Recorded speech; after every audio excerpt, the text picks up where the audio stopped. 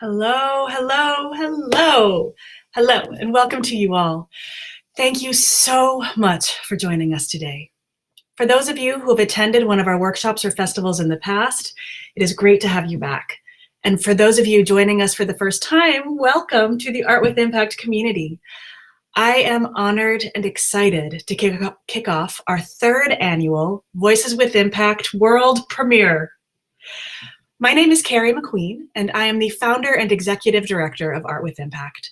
Our organization exists to share mental health stories through art and to create space for people to come together and experience those stories through community and dialogue in order to explore their own mental health journeys.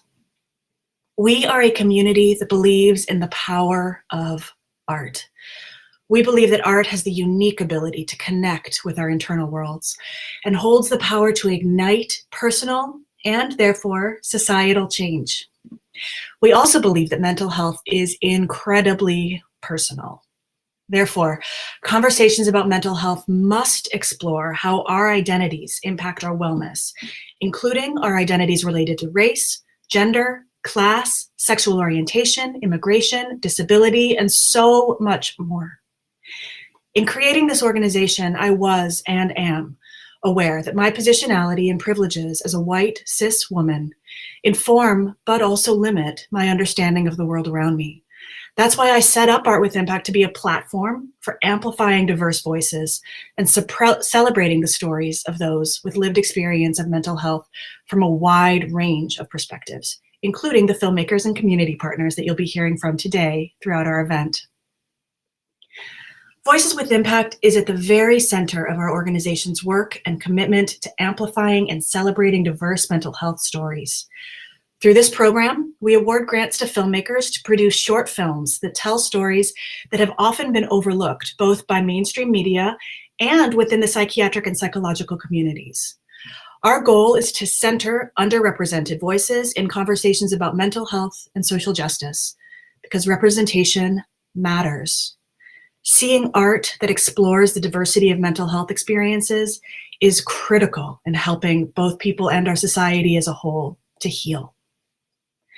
Today, we will be showcasing 5 short films exploring stories of Black mental health, all created by Black filmmakers. These filmmakers were selected through a competitive application process, and a distinguished jury of subject matter experts, filmmakers, and mental health professionals identified the strongest proposal from our largest application pool to date. In just a few short months, these filmmakers and their teams brought these visions to life, even while navigating the challenges of filming during an international health crisis. The films you will experience today depict the challenges impacting the collective and individual mental health of Black folks, while also depicting tales of healing and hope. Although specific in focus, these stories explore themes and topics relevant to all of us. These projects offer real perspectives on health inequalities within our society, while also giving us tools to be more supportive of ourselves and our peers.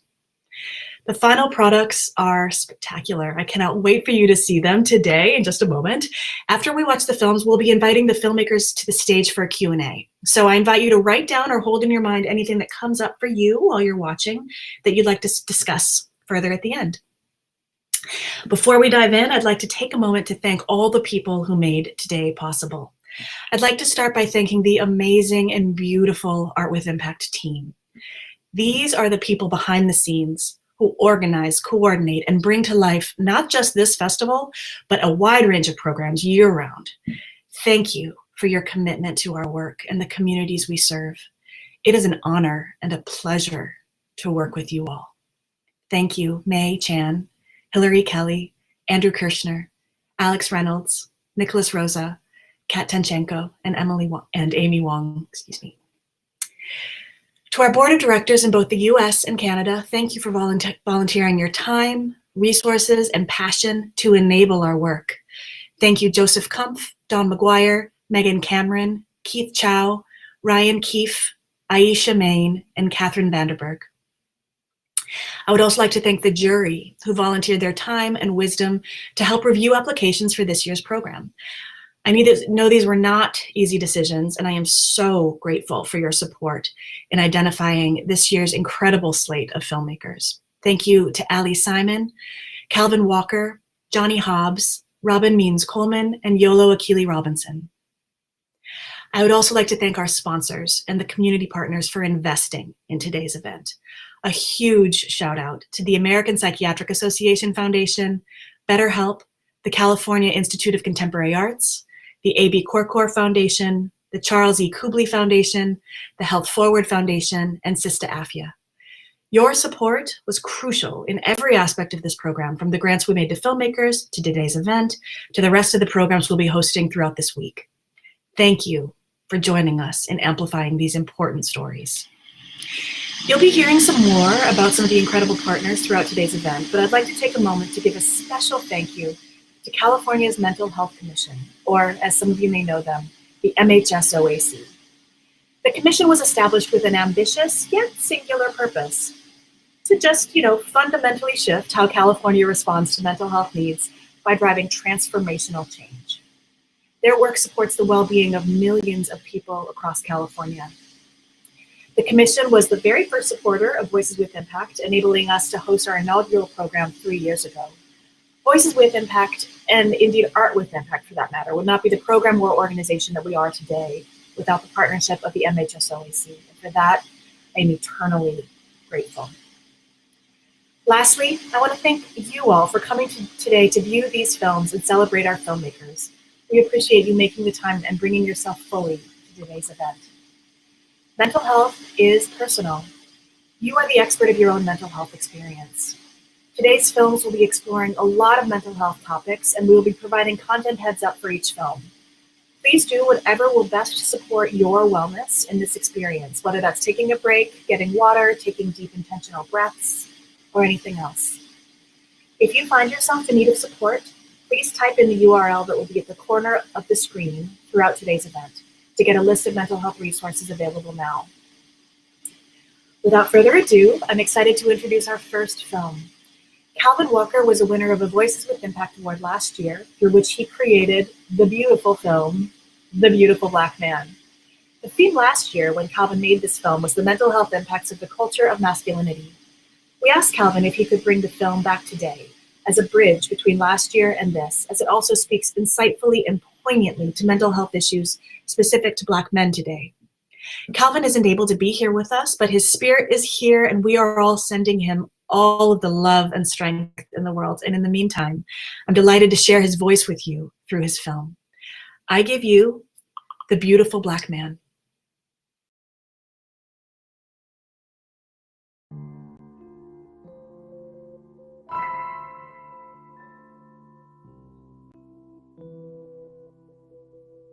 Damn the beautiful black man. His beauty is his curse, his punishment, having to be 10 times better, 10 times stronger, 10 times smarter, and 10 times more despised. Damn that beautiful black man whose tenderness must be tough. Damn the beautiful black man who can't cry, or love, or feel, because it makes him look soft. And damn our fathers and grandfathers for damning us. Damn.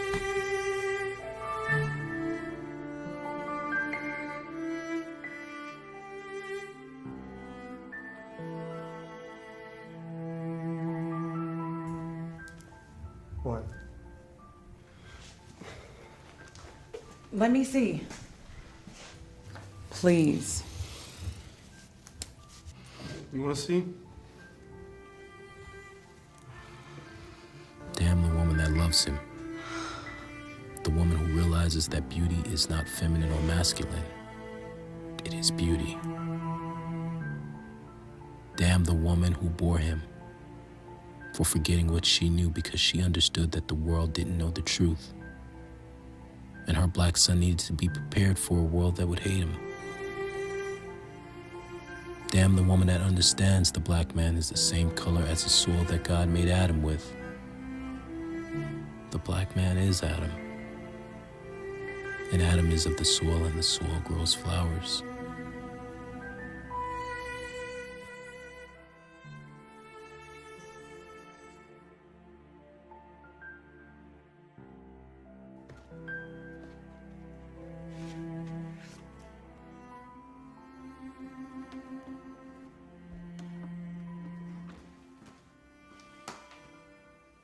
I'm tired of having to get bloodstains out of the carpet.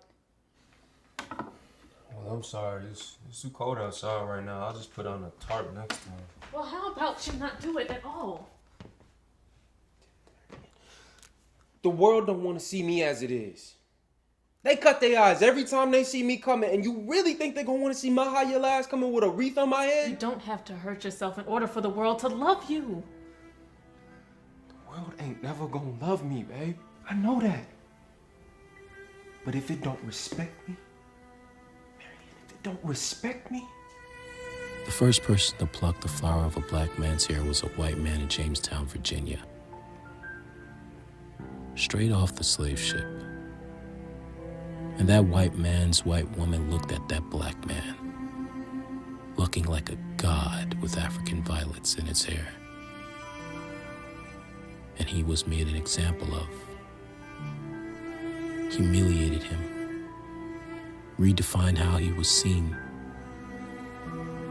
what he grew.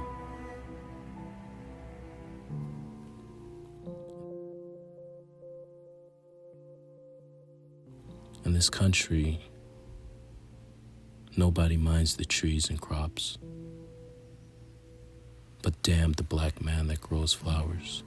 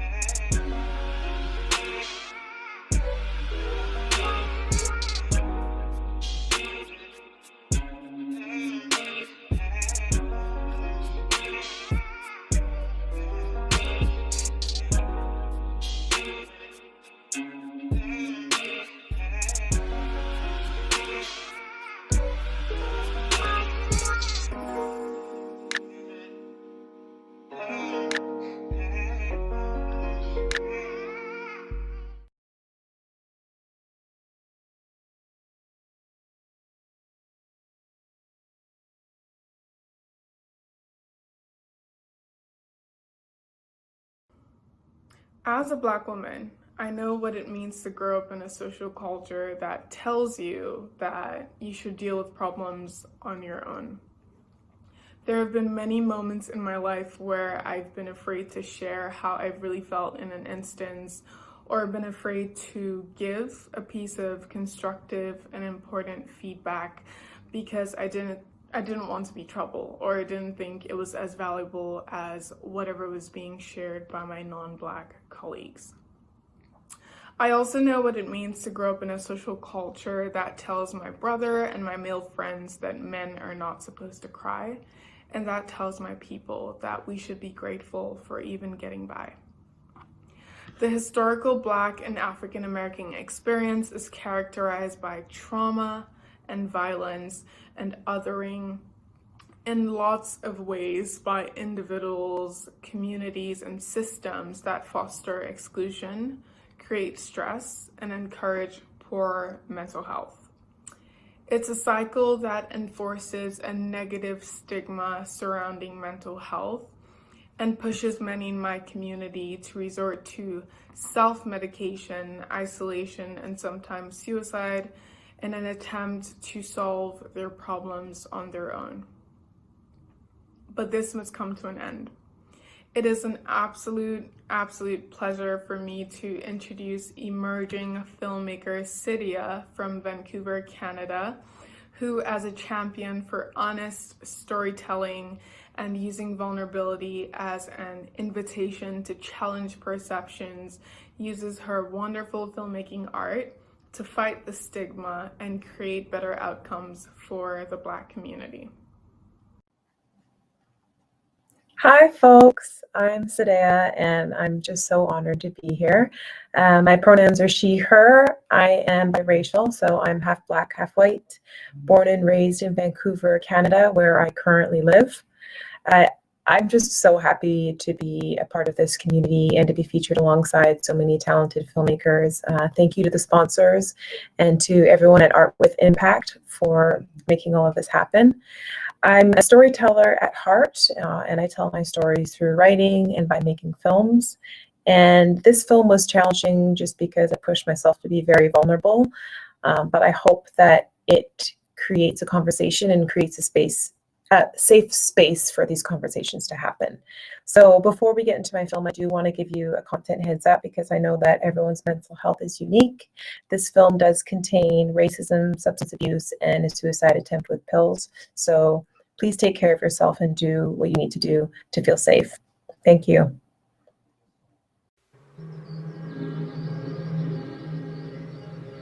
I grew up in North Vancouver, a Canadian suburb that's 30 minutes outside of the city. I had an older brother who came before me, my mom and my dad. We used to have landlines growing up, and I would have to answer and say, "Hello, you've reached the Allardyce household. This is Cydia speaking." And if I didn't answer it that way, I was in big trouble.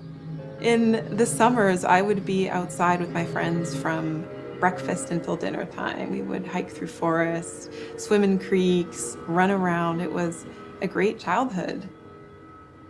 In the early days, I didn't understand that I was different. I knew my dad was dark and I knew we were darker, but everyone around me looked the same, so I thought that I blended in.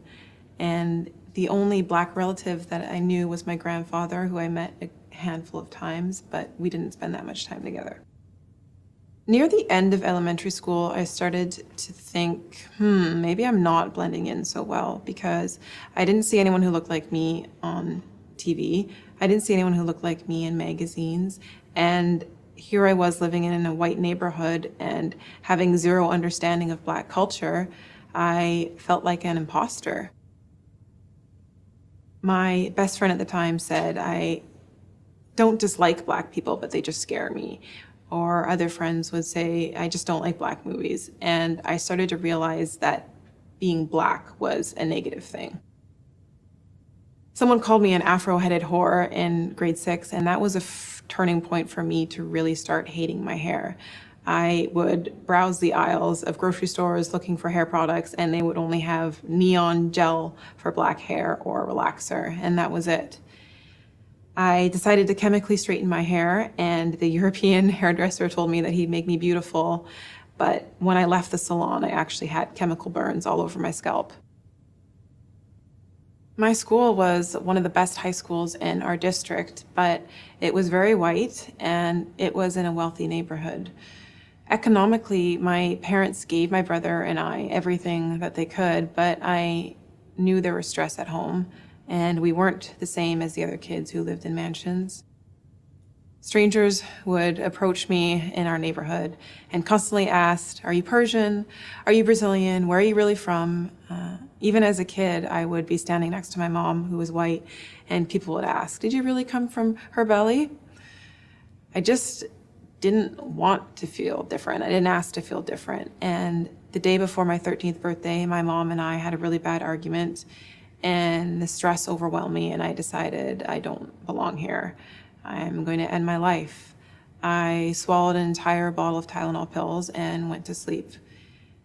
Obviously, I survived, but that was the turning point for my mental health. And I dropped out of school. I started smoking pot and sleeping all day. And I started cutting because that was the only way I felt relief. I just felt this overwhelming guilt. I was admitted to a mental health hospital and given medication. The doctors told me, "Well, you need to stop feeling sorry for yourself." And they would stare at my wrists and say, "You're going to have ugly scars forever. You're going to need plastic surgery." I ended up just bouncing through 4 more high schools and graduated a year late.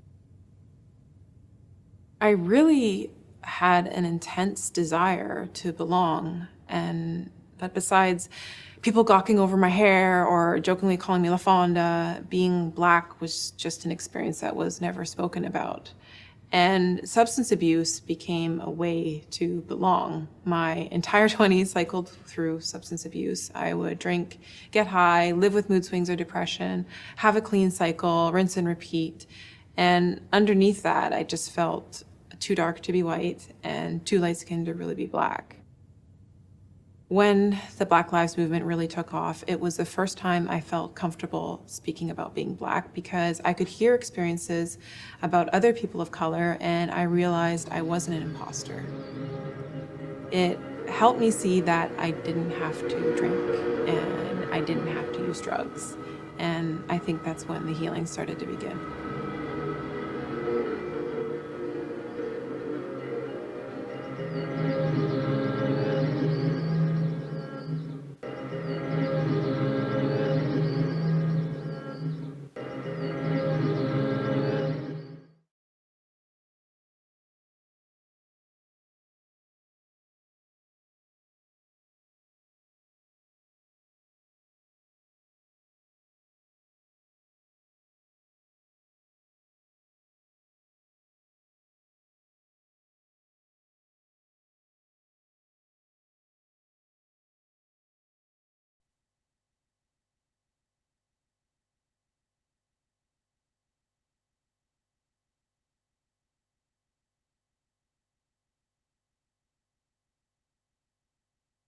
We are the APA Foundation. Our programs educate and empower and are focused on raising awareness, eliminating stigma, and improving access to mental health care where you live, learn, work, and worship. We support the mental health needs of underserved populations and work with schools and employers, and with judges, county officials, and faith leaders to educate and promote mental wellness. We invest in the future leaders of psychiatry and mental health care. We support research and training to improve care. We preserve the history of psychiatry. And finally, we lead partnerships to address public challenges in mental health. Join us in our vision to promote a mentally healthy nation for all. And learn more at our website at apafdn.org.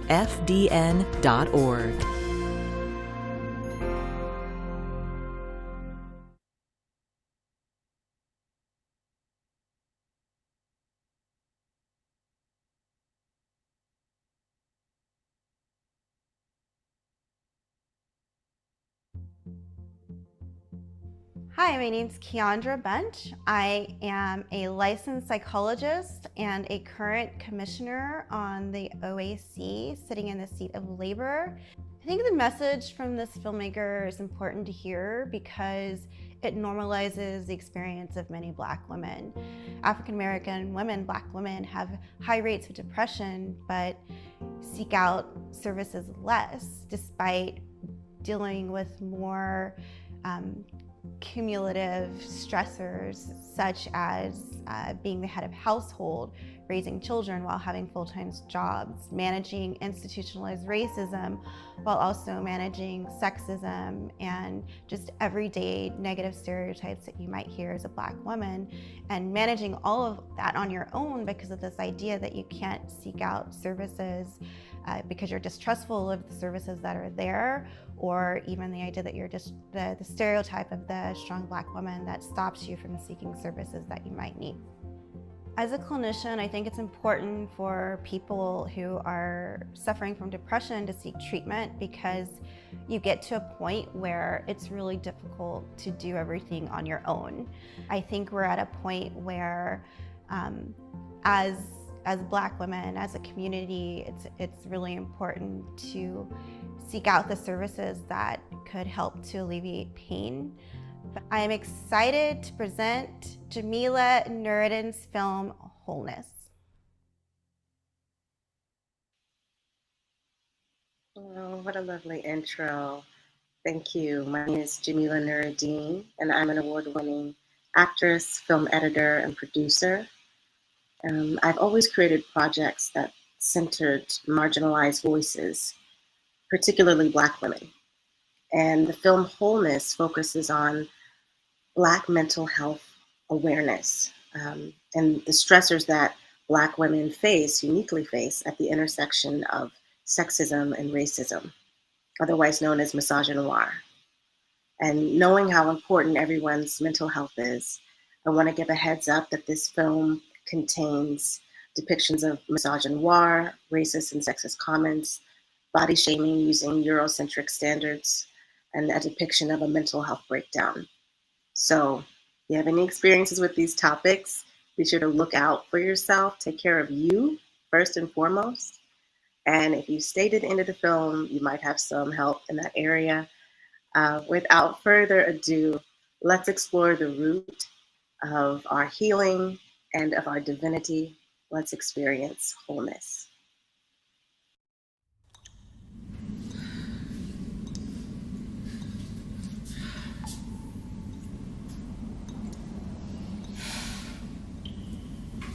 Remember to send in your bank statements. Remember to send in your bank statements.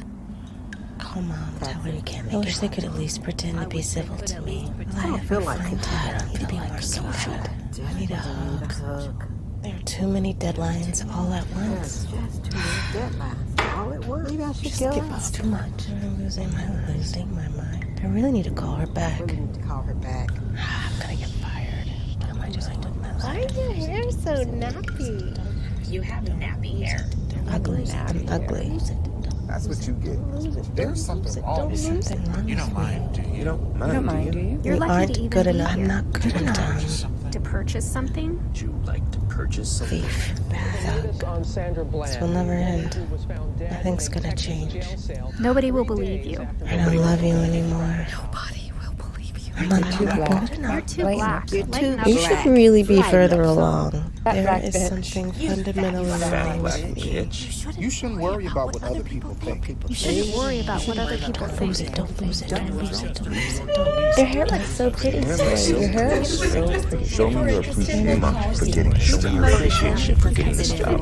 We promoted him because he fit in. Crazy people. They're crazy. Only crazy people need therapy. What's wrong with you now? What's wrong with you now? Don't take life so seriously. Don't lose it. Don't lose it. Mom.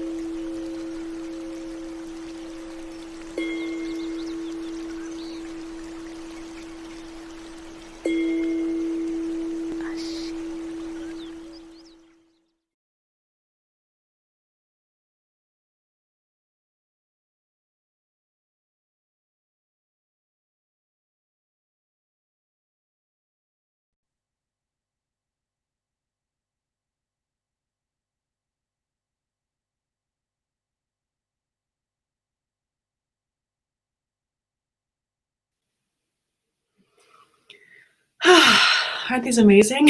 I'm just completely blown away, and I've seen these before. That said, I am delighted to introduce our next performer, Timaj Garad.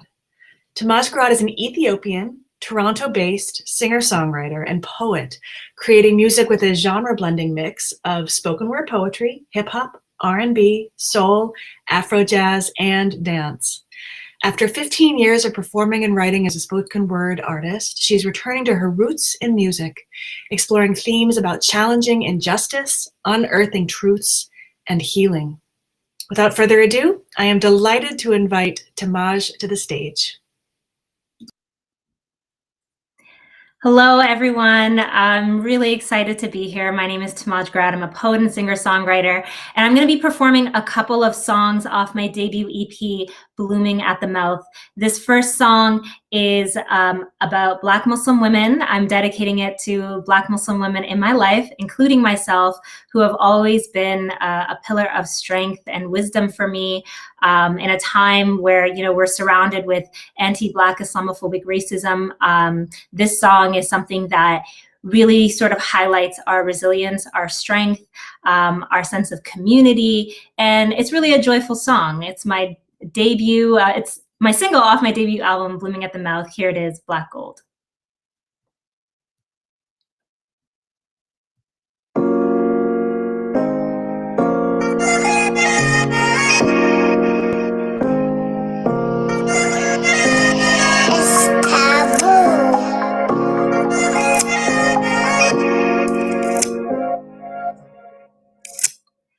Black Muslim girls with the brilliance of many suns and the wisdom of many moons, where every phase is a better you. Look at the divine at work while they deny our worth.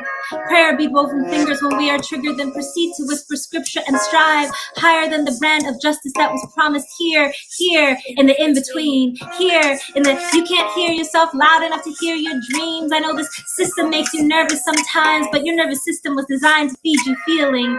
Impulse through your pulse for healing. Your winter's withering in your bloom while holding on to their truths. Your blackness has always been in season. Fire in your soul, you hold more than they know. Shining like gold that glow is so magical. Black Muslim girls, you are more than magic. You are powerful, they can't even imagine. You are black gold, black gold, black gold. Black gold, black gold, black gold. You are more than magic. You are a multitude of dope fly out of this world. Love, making love to love, melanated masterpiece. There is nothing tragic about you. The tragedy is living in the kind of world that brings you the kind of grief that has you digging the earth with your teeth. Duality wrapped in your tongue as you code switch, deep enough to be Black and Muslim, but rarely at the same time. Your spine is a site of intergenerational trauma, and they mine your back until it cracks and exposes the black gold from your backbone that was soft. But this is not a minor. We are the kind of tired you become when you're both the product and the labor, because apparently there's a bed here on our backs that someone will sleep on yet call themselves woke. Fire in your soul, you hold up and they know. Shining like gold, that glow is so magical. Black Muslim girls, you are more than magic. You are powerful, they can't even imagine. You are black gold, black gold, black gold. Black gold, black gold, black gold. Black Muslim girls, you are more than magic. You are powerful, they can't even imagine. You are black gold, black gold, black gold. Black gold, black gold, black gold. So that was Black Gold. And speaking of Black Gold, June is actually Black Music Month. So happy Black Music Month, everyone. Go support your local Black artists. And this next song that I'm going to end with is called Unfolding. Also off my EP, Blooming at the Mouth, which you can check on. It's on all streaming platforms, including Spotify. Here it is, Unfolding.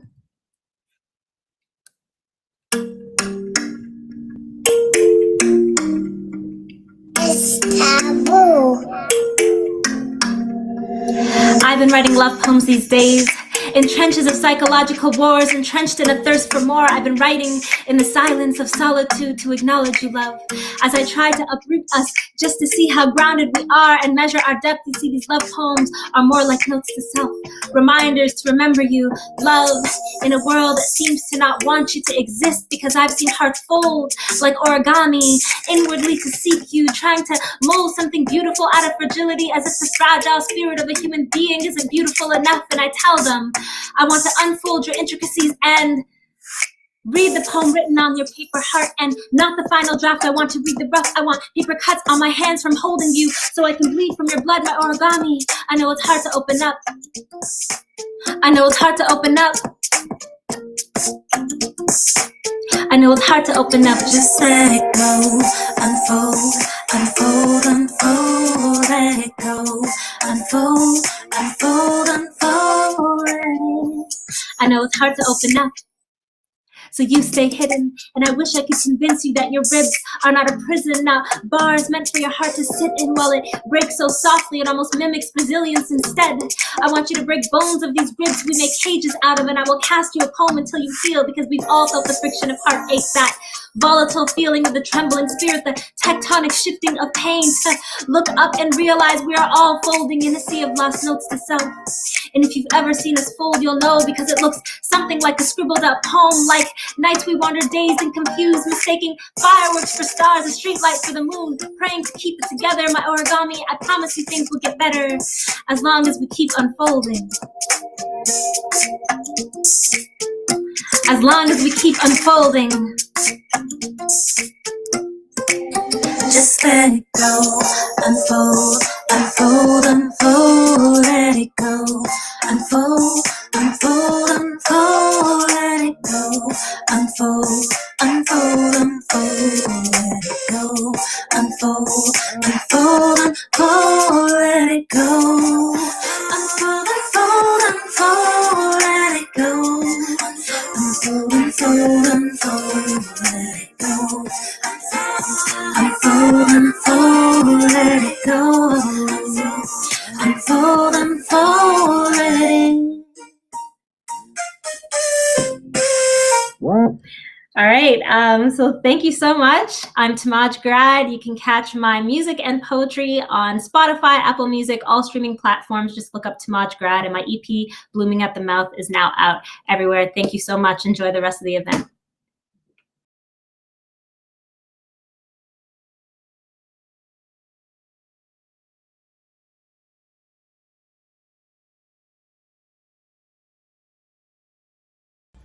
Hi, my name is Tariq Akoni.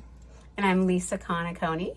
And we're super excited to be a part of this really important event focusing on mental health, both in the Black and immigrant communities.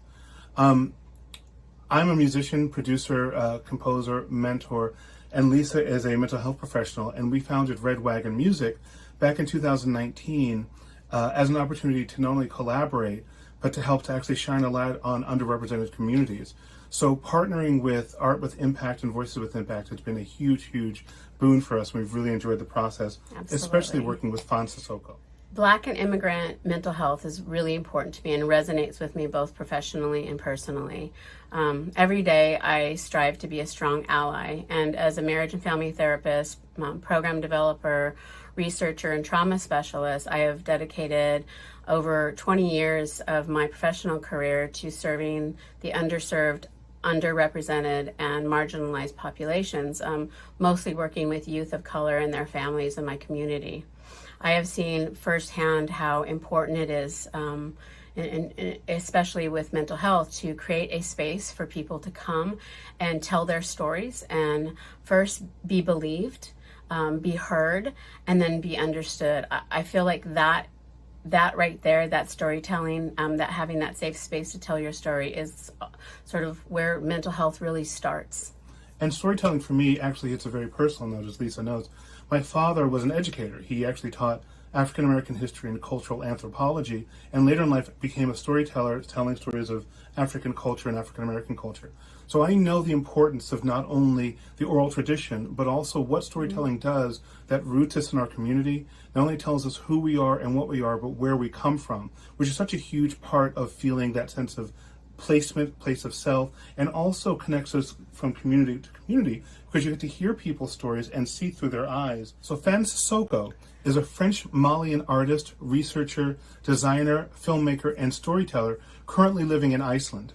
It was immediately apparent that Fan had a uniquely captivating ability to draw you into her storytelling. Her artistic spirit and voice, along with her cross-cultural lens, brought an even more profound dimension to her film On the Surface. I found myself watching Fan's film over and over, and I'm pleasantly haunted by the narrative and images and imagery that I saw in the film. Getting to work with Fan was such an honor. We had such a great time, and she's so creative and made the process so easy. I felt just an ease with her working through that. And the film actually sparked hours of dialogue between us afterwards, and we really believe that it's going to happen to you too as you see the film. So congratulations, Fan. Now go enjoy your moment. Peace. Hi everyone. Oh, such a nice introduction. Yeah, my name is Fan. I'm a French Malian artist. I'm based in Iceland.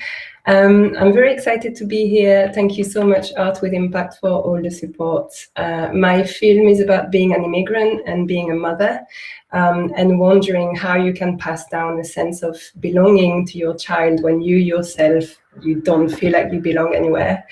It's a very personal film, so I hope it resonates with some of you. And just a contents heads up that the film contains mention of race and gender-based medical discrimination. So if that's something that you've experienced, maybe just do whatever you need to do to take care of yourself. Thanks. Enjoy it.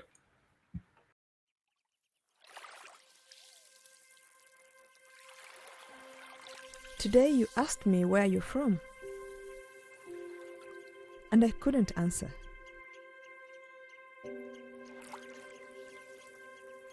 On the surface, you're from here, but you're from me, and I am not from here.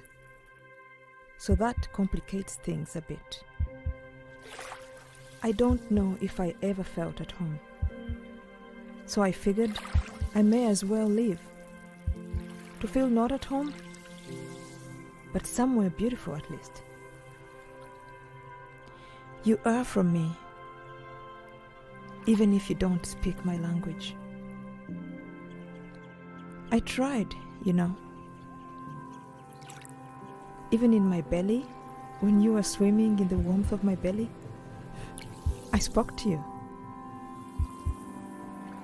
But I don't speak my own mother's language, so how can I expect you to speak mine?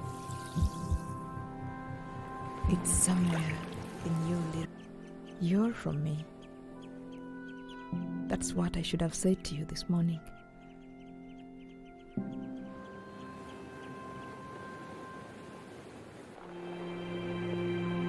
When you are in me, I almost didn't make it, you know. And you neither. The doctors, one of them, she said there was no reason for my pain. She almost sent me home. We wouldn't be here. She didn't take me seriously. I guess she thinks the likes of us are stronger. But I wasn't strong, nope. When I held you, I didn't feel like you were mine. I thought someone was going to come and take you from me. I watched you when you slept.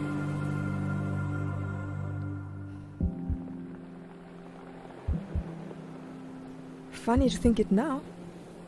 It's like I didn't understand you were with me, for real. For good. I was a bit outside of myself, I guess. It's sometimes... New moms go through that, I read. But we're here now. We were both here. And I'm no longer afraid.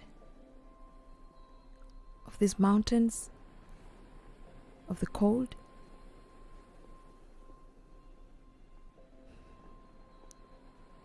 You're from here. And you're my home.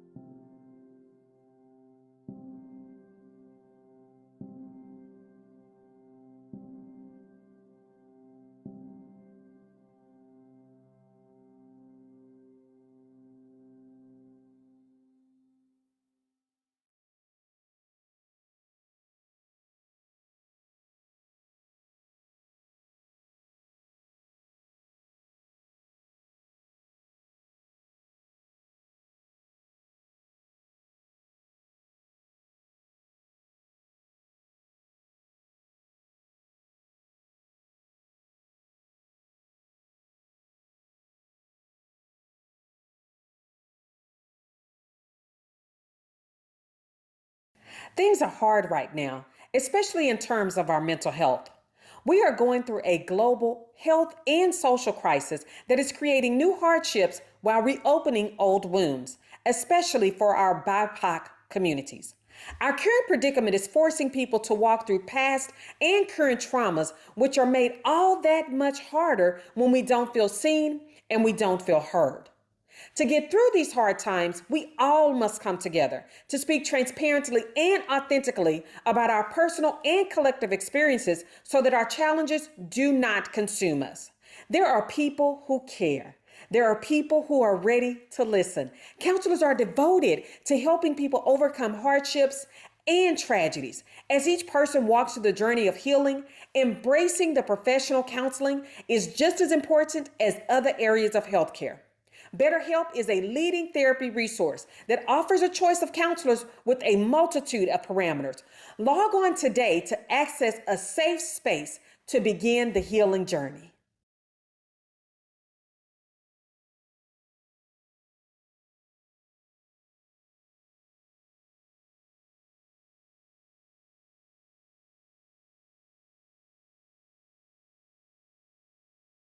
I'm Corinne Glover, a psychiatrist based in New York, and I am African American. I am descended from people who were kidnapped and trafficked from West Africa to the Caribbean and then on to the coast of South Carolina. I am descended from people who worked as domestic workers and farmers, people who witnessed community members subject to state-sanctioned violence and lynching. Much of who I am comes from the intelligence, the bravery, and the deep love of people who had access to no more than a grade school education, but who were determined to make a life and to survive and to love. While watching this film, I saw mirrored back to me the beauty, the diversity, the astounding strength and intellect of my own extended family members and community. Art has sustained my community and my family. I'm the daughter of a jazz musician and was raised to celebrate art and look to it for a reflection of myself and all of humanity. So this brings me to Campbell X. Campbell X is the writer and award-winning director of the queer urban romantic comedy feature film Stud Life.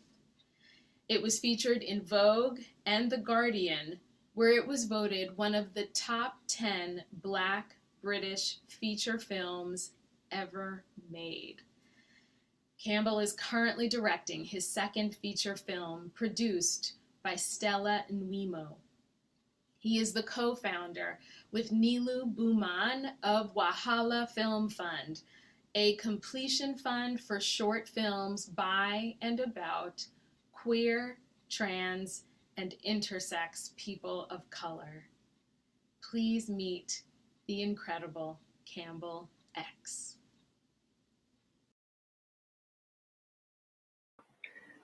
Hi, everybody. Welcome. I'm Campbell. Thanks for being here. I made this film, Still We Thrive, as a riposte to what I saw as us being forced to look at trauma and trauma porn almost every day. And where was our joy as Black people and our resilience that we've managed to survive and thrive 400 years and later. I want to thank Art with Impact for their support throughout this process, which has been challenging because of COVID, amongst other things. And I feel humbled to be amongst these beautiful films by the other filmmakers that we've just seen. I'd like to thank also Smoking Dogs, Ashatea Comfort, who's my producer, who supported me through this process with such love, #Black Love. And the film deals with intergenerational trauma as well as our joy across the diaspora. Trigger warning, there are images of racist white people, basically. So if you need to look away, please do. But this film holds you and embraces you in your Black joy. Thank you very much. أشهد أن محمدًا رسول الله. In 1851, an American psychologist first diagnosed drapetomania. Drapetomania, a mental illness, a label for slaves who ran away from the plantations and servitude. The relentless fight for our own freedom was so unimaginable to white slave owners that we were classified as clinically insane. Drapetomania was our ancestors' yearning for Black love, mental wealth, and ancient souls. Those of us who remained shackled still guarded memories of Africa. And while we slept, we dreamed ourselves back there, across the ocean. I've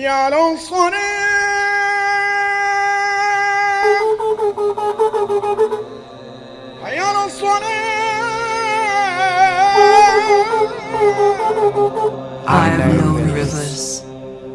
I've known rivers ancient as the world and older than the flow of human blood in human veins. My soul has grown deep like the rivers. I bathed in the Euphrates when the dawns were young. I built my hut near the Congo and it lulled me to sleep. I looked upon the Nile and raised the pyramids above it. I heard the singing of the Mississippi when Abe Lincoln went down to New Orleans. And I've seen its muddy bosom turn all golden in the sunset. I've known rivers. Ancient, dusky rivers. My soul has grown deep like the rivers. Black lives matter! Black lives matter! Black lives matter! We are marching and nothing will stop us. We are marching and nothing will stop us. Power to the people! Power to the people! We are so powerful! Black lives matter! Black lives matter! Every time they try to destroy us, burn our histories, her stories, their stories to the ground, we take the ashes and turn them into gold with our black magic. And still, we thrive.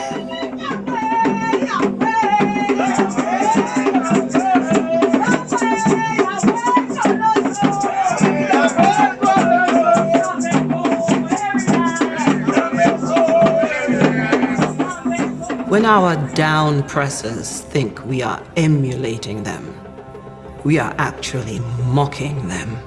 because we are descendants from the trickster god Anansi. And so, with each generation, we outsmart our colonizers, and still we thrive.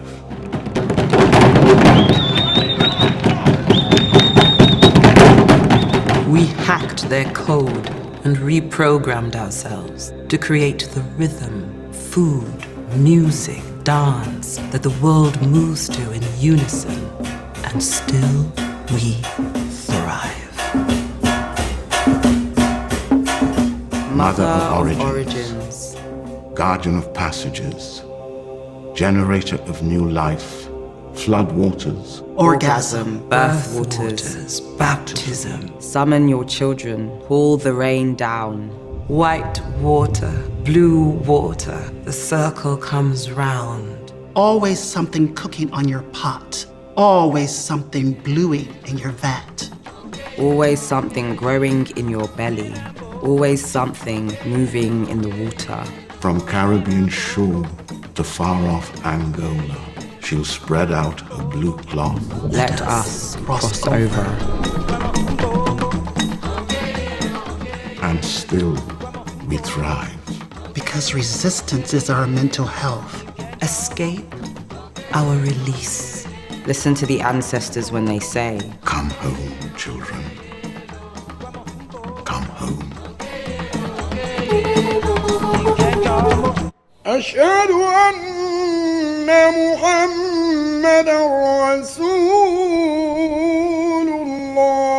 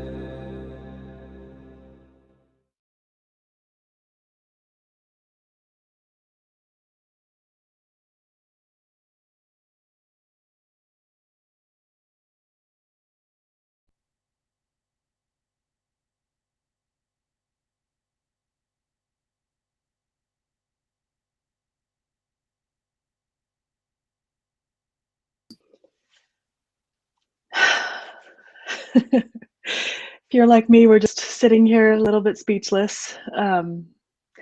Congratulations, filmmakers. My heart is so full. Your voices are so beautiful. Your stories are so important. Thank you, thank you, thank you so much. So we have reached the time in the premiere where you get to ask questions of these filmmakers. They're here with us live through the magic of the internet. We've got folks, we've got Fan in Iceland, we've got Campbell in the UK, we have Jamila in Los Angeles in the United States, and we have Sadea in Vancouver in Canada. So 4 filmmakers, 4 countries, they're here. They're ready to answer your questions. So if you're watching on Facebook or YouTube, we can see your questions in the comments. Send them through. Let's find out what you want to know. This is a chance for you to engage with these incredibly beautiful artists. To get us started, I'm going to ask a couple questions of my own. Well, one question to the artists, but in 2 groups.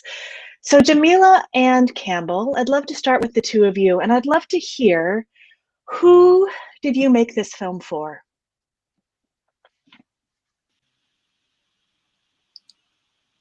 Yes. Thank you, Carrie. That's a great question. Campbell, beautiful. I just have to say, I love your piece so much. So who did I make this film for? I made this film for Black women who have been strong for too long, who think that they can't or aren't allowed or don't have space to feel the full spectrum of human emotions or to show that. And yeah, it's a rarity, I think, to be a Black woman in this country, in particular in the United States, and feel like you can express all of yourself and not be judged as being weak or playing the race card or something, or being angry. So just, I wanted them to be able to see themselves and feel like they are allowed to feel. That's it.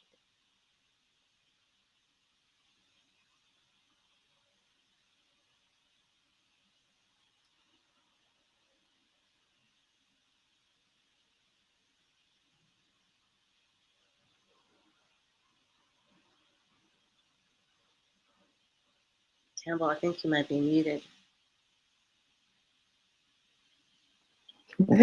And that's, sorry about being muted. That's what they kept telling us in the back. Do not mute.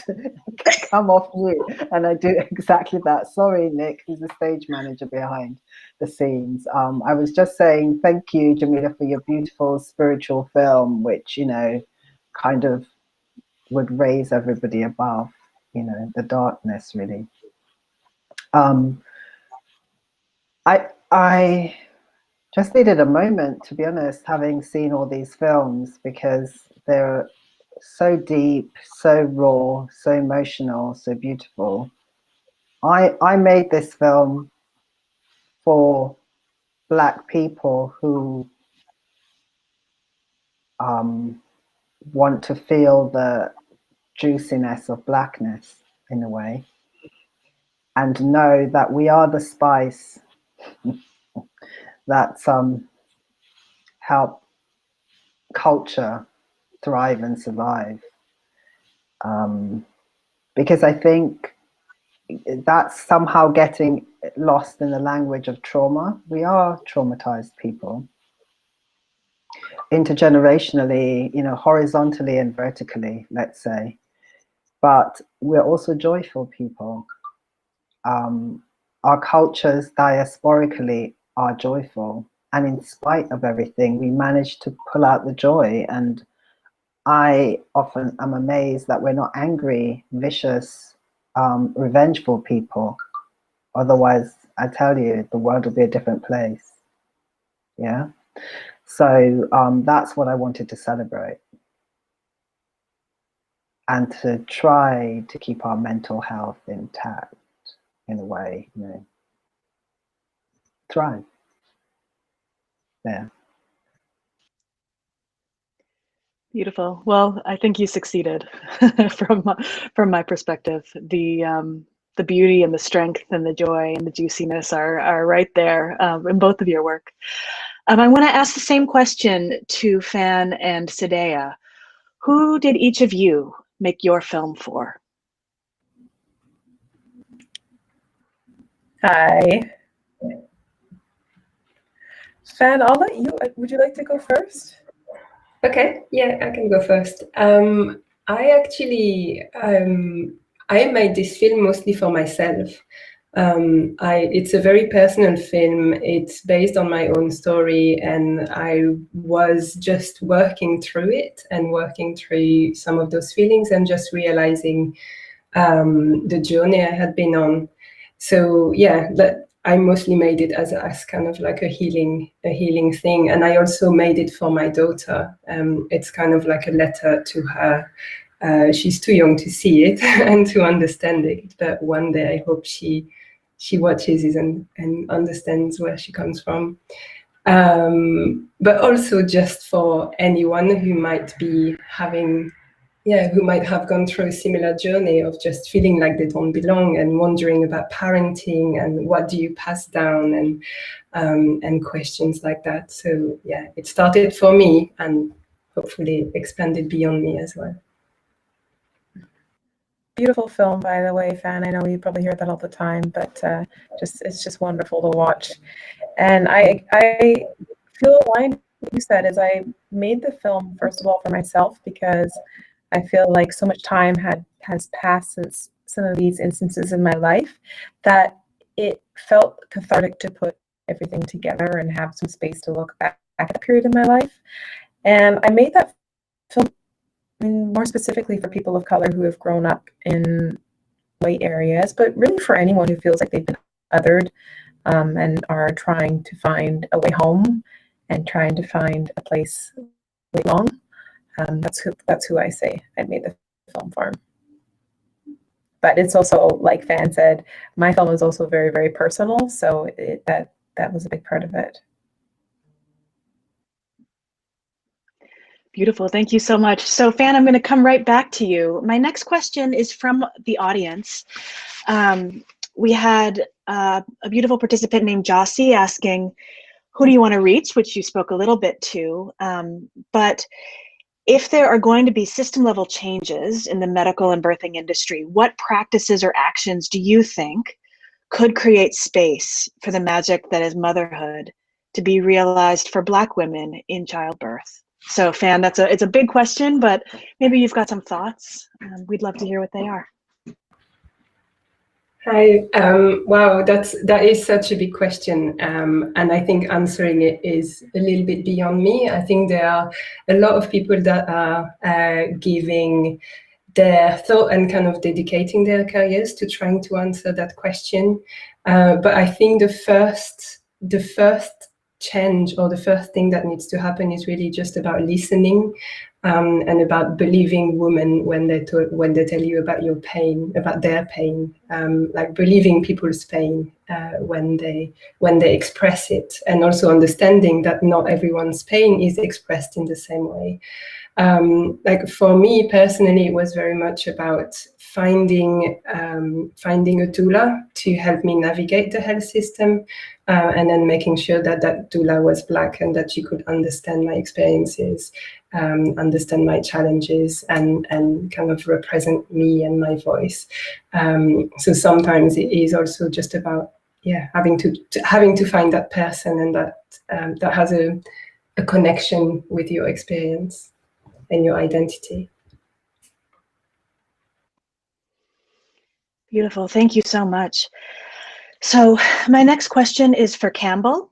And there's a couple questions here for you that have showed up in the chat. So I'm going to just ask both. So the first one is, how can we share your film? And then the second one is, did the depth of your piece come from the international BLM movement, or was it rooted deeper for you? So Campbell, I invite you to come and answer those dual questions, please. Hi, when you say, how can you share, you mean this film, or? I think that's what they mean, yeah. This film will be on the Art with Impact platform. So if you come to the workshops, we'll be screening it again. And also after that, it will be available. We'll have to figure out that, because today is literally the first day that it's been seen by the world. So I'm still figuring it out, to be honest. And the next question, so come to the workshops, which will be incredible. We have an incredible round from today and the 25th lined up. The BLM movement. BLM movement is Blackness as voiced, and that's been there ever since, forever. That's been there since my ancestors, who were Maroons, ran away from the plantation to the Blue Mountains in Jamaica. That's been there since Nat Turner had revolution. That's been there since Marcus Garvey decided Black nationalism. We have been there forever, protesting our subjugation and the erasure of our history and our sufferation under white supremacy, both in the West and even in our own countries, like, Africa. In Africa, Africa's not a country, it's a continent. Latin America, South America, the USA and Canada. So it's not recent. So my interest is looking at our lives in the diaspora as colonized people and as descendants of people who were enslaved in what they call the New World. I hope that answers your question. Beautiful. Thank you so much. This next question will be for all four of you, so we'll get to see all four beautiful faces on the screen at once. And it's sort of a big question. So we have somebody in the audience asking if they can be an actress, and is it possible or easy for a Black veiled woman to be an actor? I'd love to hear any thoughts that you have on this and what we can be doing to change the industry.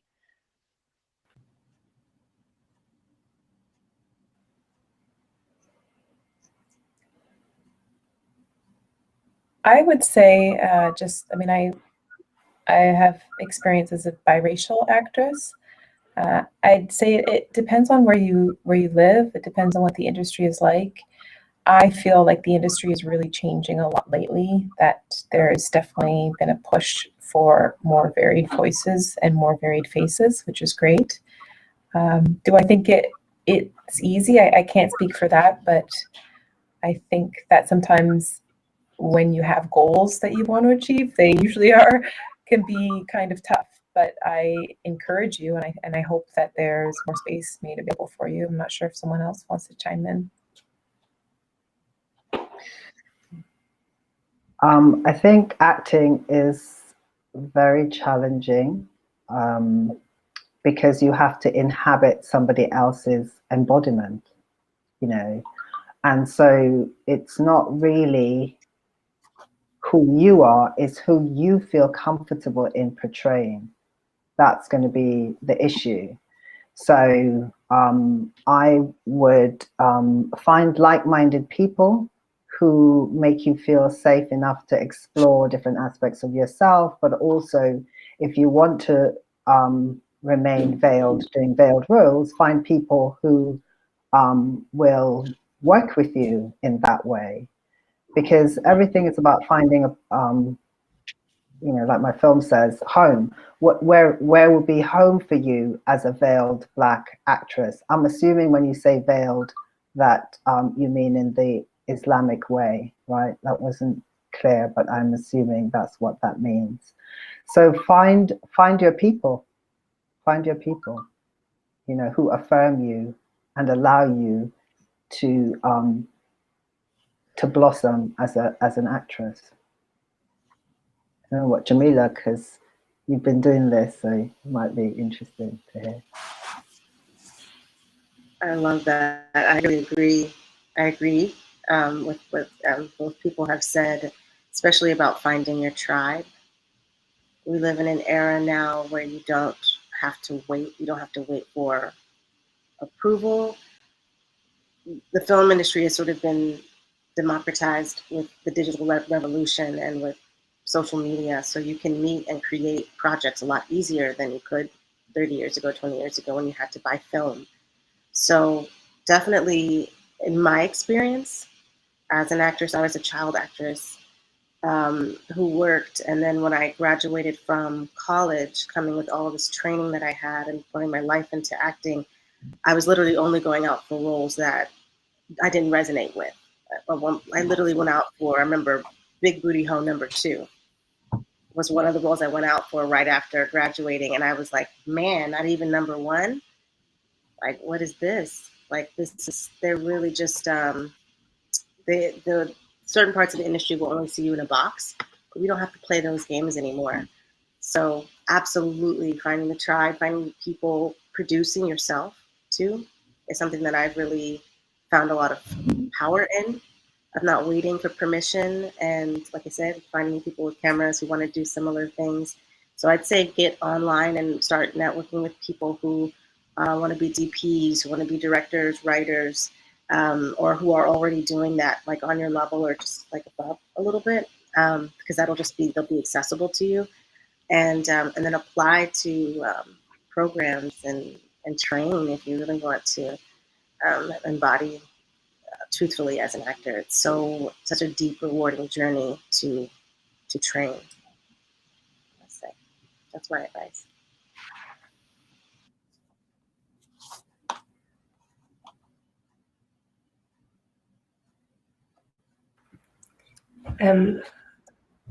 I don't think I have anything else to add. I think everything has been said. It is really about just finding the people who want to tell the stories that you want to portray. And there's always people who want to tell stories, so it's about finding them.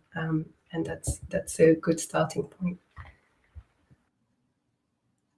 We do have another question. I will be asking it here just to make things easier for us. And the question is, give me one moment. What advice can you give for someone who is starting out on this journey and has a story to tell and is also an artist? And I was hoping, Fan, maybe you could answer it first.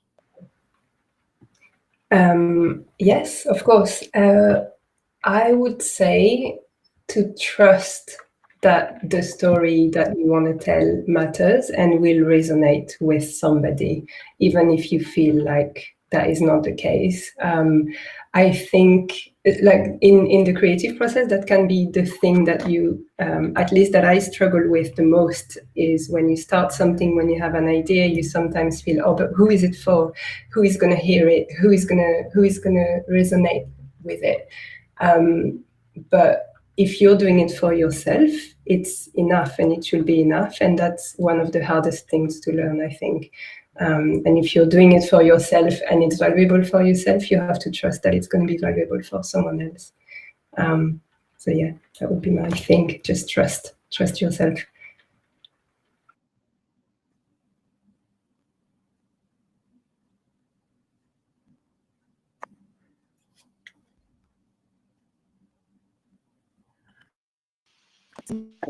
I just wanted to echo Fan sentiment. 100% agree.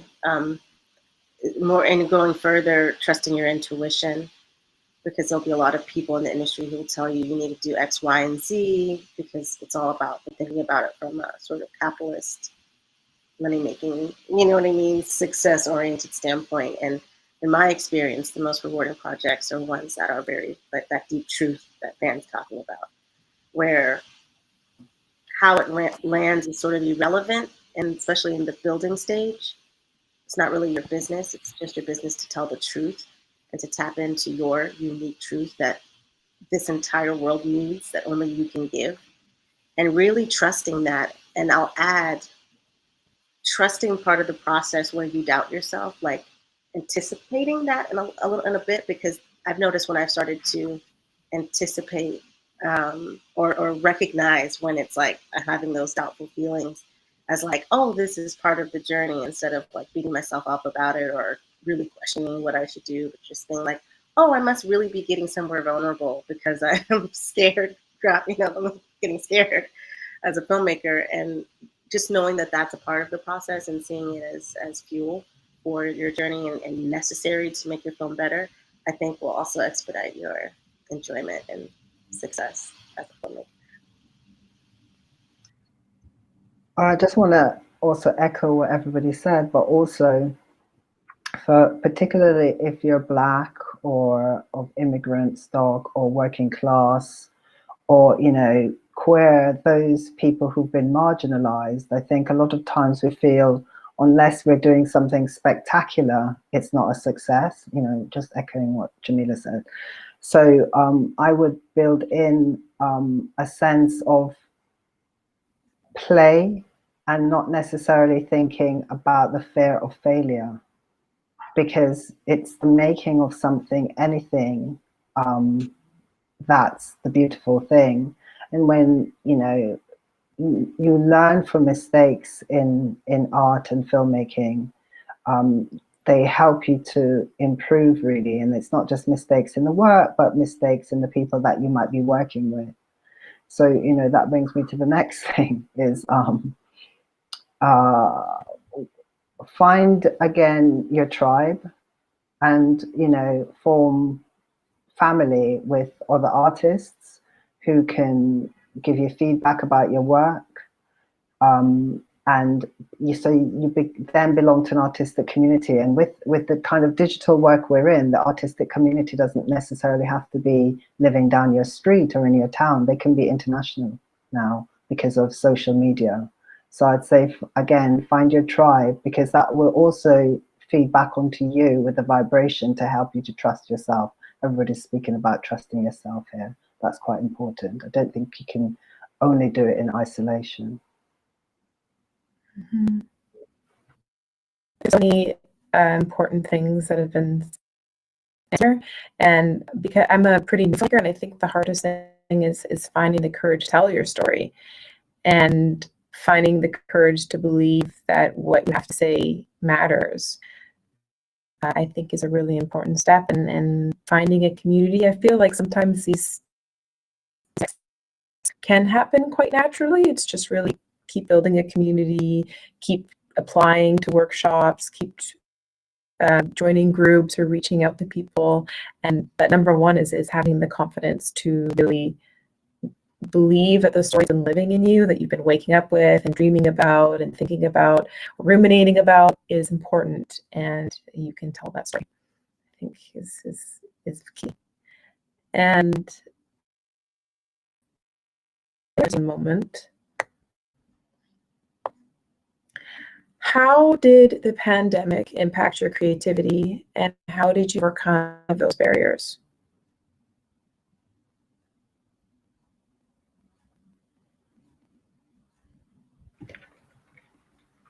I'm happy to go first. Yeah. For me, I don't know if it was bias.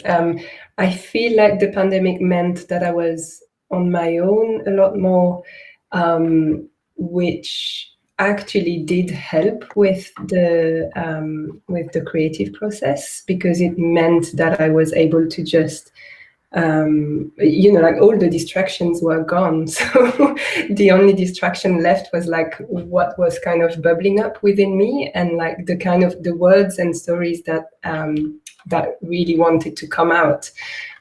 So in that way, it did help. But I think also because I worked in animation, it's not a medium that really requires that much interaction with the outside world. So I didn't really experience it as a challenge.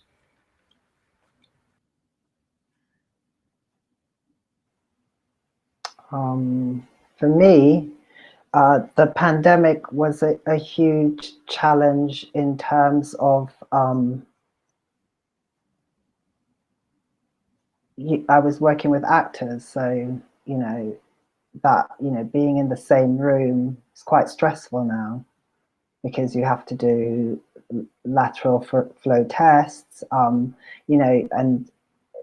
the rhythm of being on set with actors is very different to pre-COVID, which obviously I trained in pre-COVID times and made films in pre-COVID times. So that was a shock. I mean, it wasn't impossible, but it was, quite challenging. And also having to work remotely. I'm a very sensual person, so my work depends on touch, smell, feel of people, immediate interaction. So Hasim Arshad, who was the editor, did an amazing job remotely for the film, and Ashite, the producer.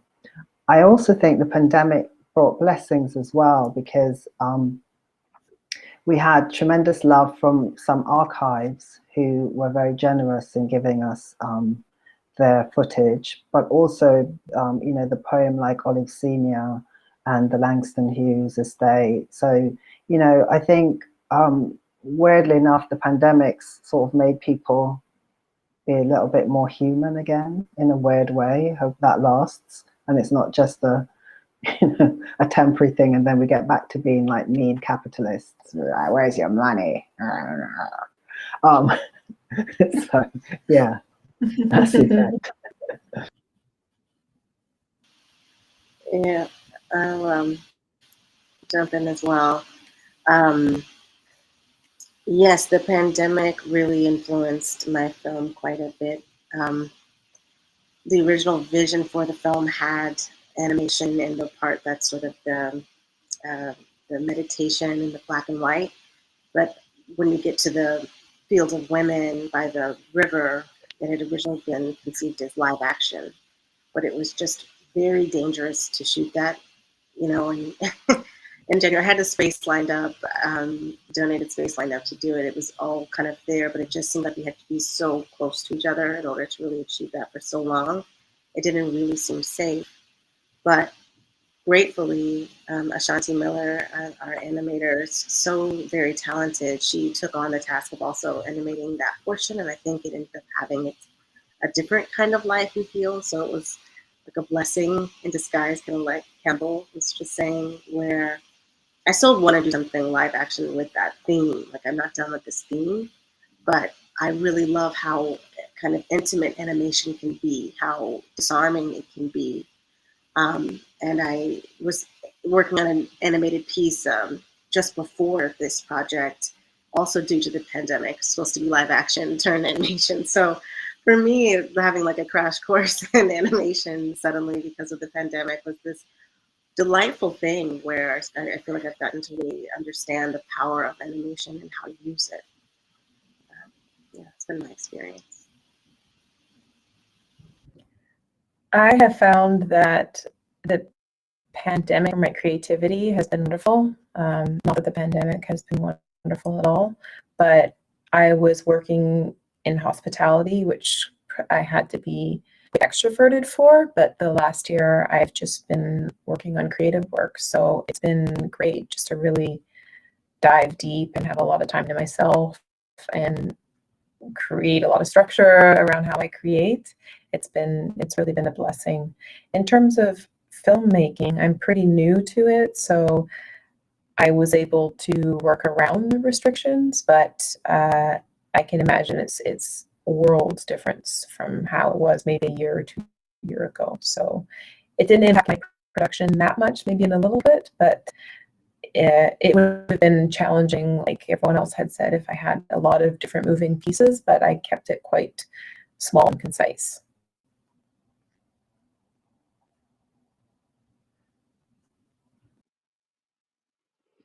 Beautiful. Thank you all so much. So our next question comes from the audience to Fan, and the question is, could you talk a little bit about the imagery in your beautiful animation, and particularly what the sea and swimming connotes for you in relation to the kind of experiences and the themes that you're exploring? Yeah. So for me, like, I really wanted to show the character kind of confront the landscape that she is in, because it's an unfamiliar and hostile kind of landscape. It's cold, it's strange, it's kind of dry, there's no trees. And I mean, that's where I live now, and that's where I've moved to. But yeah, I just wanted to kind of really show her, kind of get to grips with that landscape and that feeling of not belonging, and kind of diving straight into it. The swimming, I mean, it's both a personal thing. Like, for me, going swimming is a really healing thing, but it's also because water and the sea especially, it does have this kind of healing imagery associated to it. Like, it's often linked to change or to time passing or to the idea of a journey. And it's also, it can convey a lot of things, right? It's like, it's both really dangerous, the sea is really dangerous, and it's the unknown, but it's also really kind of healing and beautiful. So I felt like, just by having the sea as almost like the second character in the film, I could really convey a lot of different emotions, all of the different emotions that she feels in her journey. So that's why I went for swimming. Beautiful. Thank you so much. And Sadea, this question also comes from the audience, and it is, sorry, my cat just changed my entire screen because COVID. So yeah, was it difficult when you first stepped out and told your story in film? This is to Sadea again. It was difficult. It is still difficult. It's very uncomfortable. and it was challenging, the writer, the person who experienced it, and being in it. But I think it was very important to tell the story. And as I said in the film, because have mostly family that's Caucasian, I think after the film was done, it was a bit shocking. And so that was challenging. And like I said, yeah, it does feel a little bit uncomfortable to speak about these things. I think the stigmatization even nowadays is,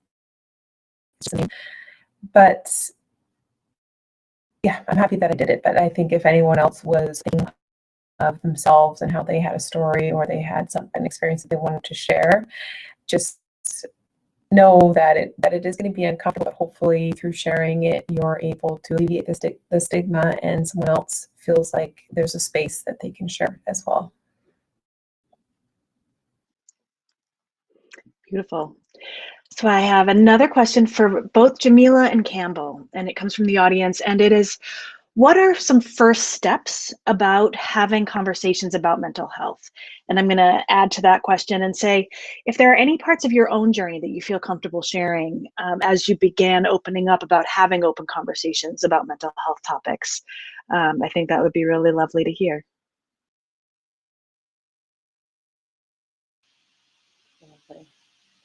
That's a great question.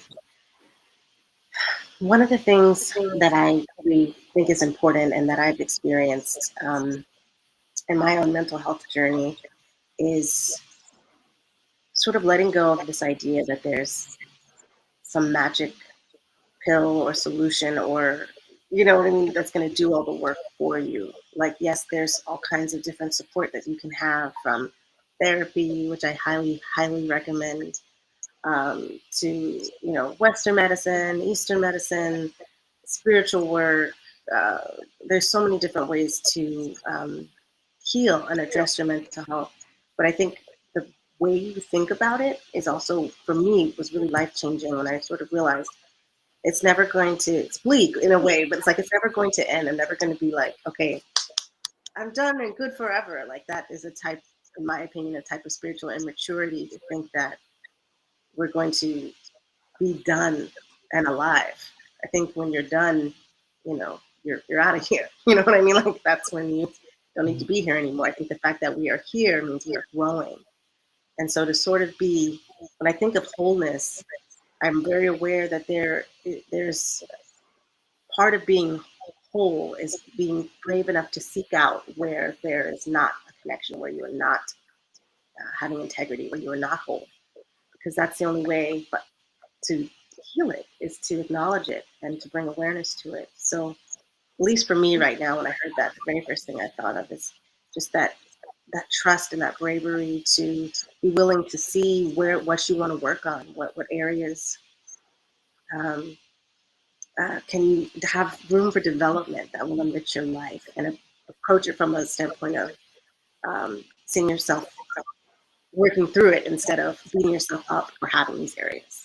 I wasted a lot of time wishing things were different without realizing what they were serving, how they were serving me in my life in some way. So yeah, I hope that's helpful for whoever asked that question. Thanks, Jamila. I could listen to you for hours, to be honest, about everything. About everything. I think for me, it's shifting that kind of Western idea of illness and not illness, and really being in tune with ourselves. Because growing up queer, I think I disconnected a lot from myself in order to assimilate in a straight heterocentric world. And, you know, that leads to a particular way of seeing self, and seeing Black self and seeing Black queer self. So I'm spending the rest of my life on picking that, really.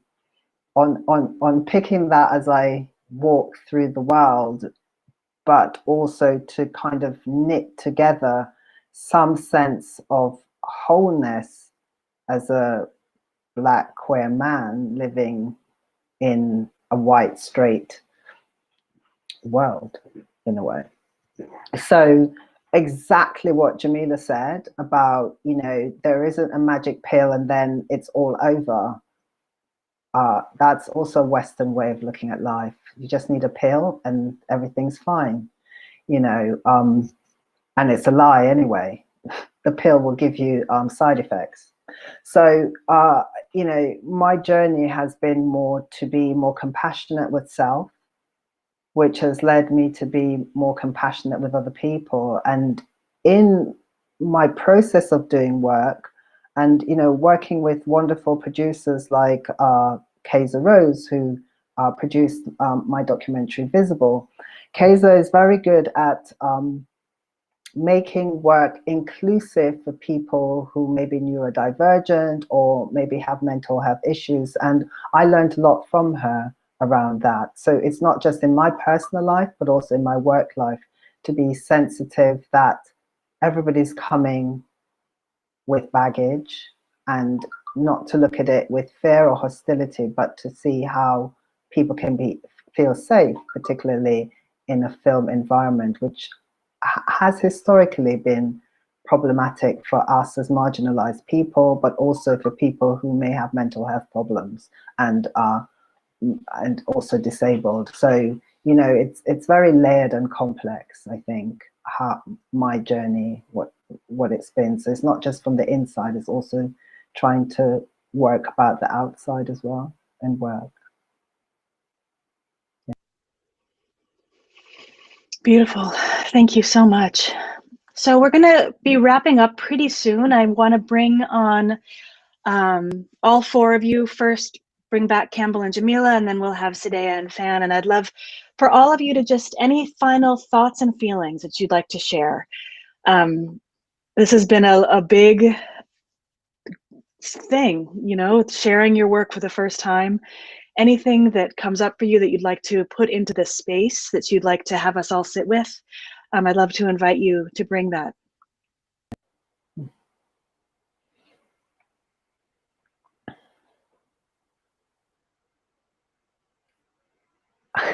Are other people coming, or it's me and you, Jamila?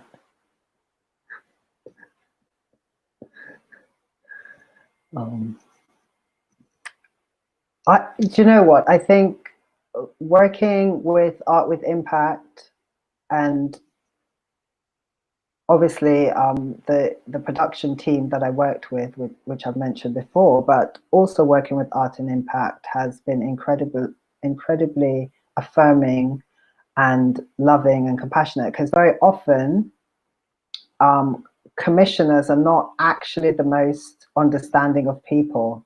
And, you know, you've understood the struggles that I had in making the film, and have been very, very supportive and loving and encouraging and affirming. And, you know, I couldn't ask for more. And it's, you know, if there was a way in which you could write a policy about how to be healthy commissioners, that would be great. That's what I'd say. So thank you. Thanks, Kerry, very much. And it was always great meeting the other filmmakers and I'm feeling really vibed by the energy. So good. That was also my experience working with Art with Impact, Voices with Impact. They should absolutely write a book on how to commission because all too often very well-meaning people can really infringe and inhibit authenticity by just the assumption that their worldview needs to be centered, and that is their view is the status quo, and not really honoring why they wanted to tell, you know, my story or different stories in the first place. And so, yes, I think there needs to be more guidance, and this is such a shining example of just unwavering support and belief and trust and space, and but there right when you need them. Like need to write like an essay or write a poem to everyone behind the scenes, probably the best way to really capture it. And yeah, this feeling right now of sharing the story that I thought was like maybe something no one else would understand or resonate with, but yet knowing that it would be, but still feeling so vulnerable to share it, because this piece was very challenging as I ended up editing it.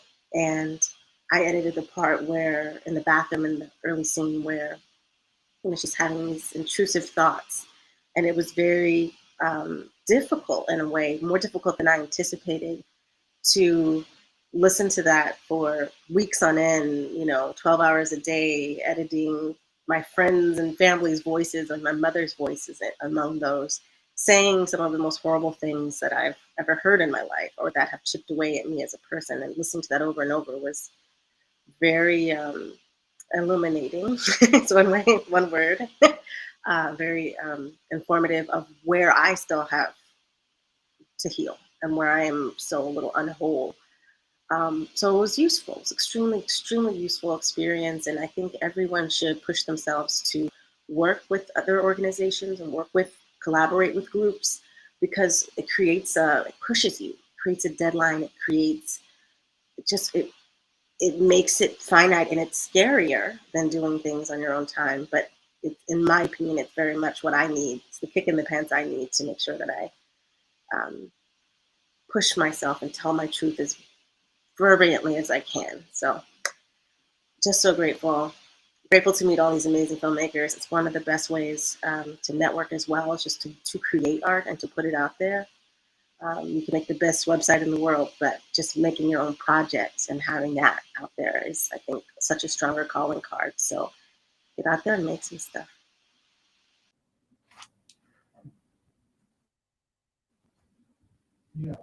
Van, would you like to go first? Yeah, okay, I'll go. Yeah, I mean, what Campbell and Jamila said really resonates.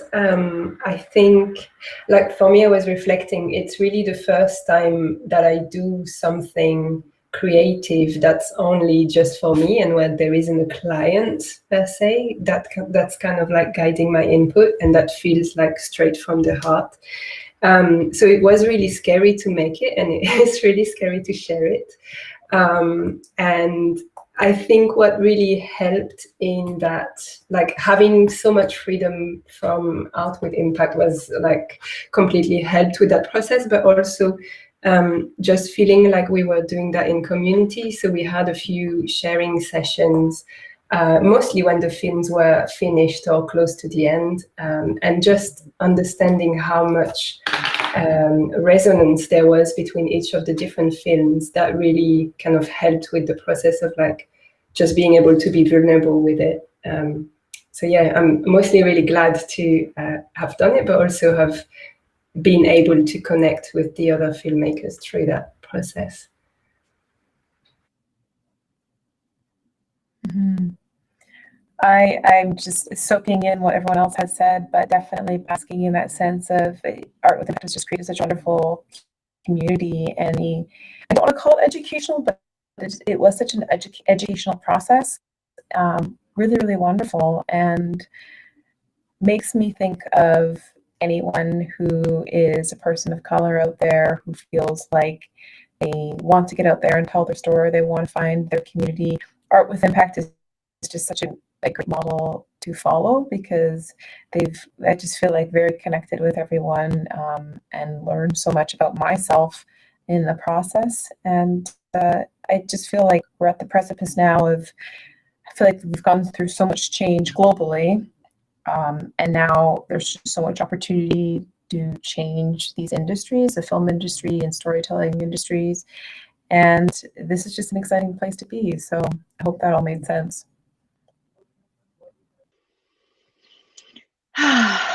We could stay here all day, but we also can't stay here all day. So thank you all so much for coming. Thank you so much, Campbell X, Jamila Nuruddin, Fan Sissoko, and Sadea Al-Adis. Thank you so much for your beautiful stories, for your beautiful voices, for everything that you've contributed throughout this process. I want to invite the audience members to stay with us all week. So this was the first premiere. This was the half of the films that were made as part of this process. We'll have another premiere in about an hour that will be all films that are specific to mental health issues related to immigration experiences, so told by first and second generation immigrant humans. And then Tuesday, Wednesday, Thursday, Friday, we're going to have 3 sessions a day that are more intimate, more interactive. So they have, you'll be able to participate more in the process, be right there. So please join us. artwithimpact.org is our website. You can just click on register now and see the whole lineup of sessions for the week. We've got a ton coming up, and we really, really would love to see you there. We've still got some seats available. Please stay in touch. Sign up for our mailing list. Come to the other premiere. We're building community, one person at a time, and we really are happy to have you here. So thank you so much, and have a wonderful, wonderful day.